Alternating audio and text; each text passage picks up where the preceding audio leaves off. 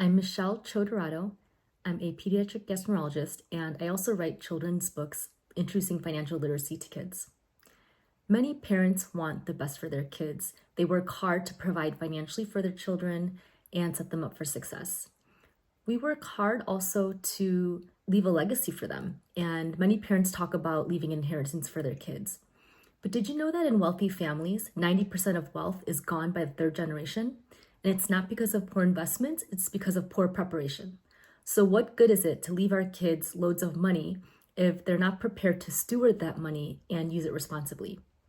I hope to share with you guys the importance of empowering your children with financial literacy. I believe that learning about financial literacy goes beyond just money. I believe that it will increase life skills and teach important skills that will set kids up for success, not only financially, but also personally in life. So I hope that you will join us so that we can talk and start a conversation about what it really means to leave a legacy and have more generational thinking.